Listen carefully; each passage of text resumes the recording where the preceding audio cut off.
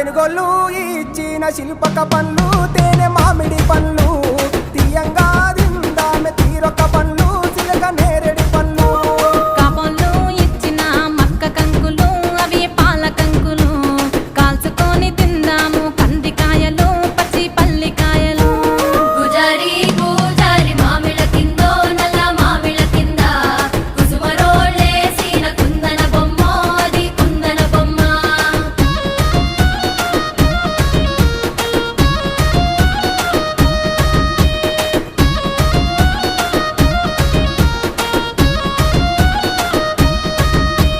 బెస్తోలు పెట్టిన పచ్చి చేపలు అవి వట్టి చేపలు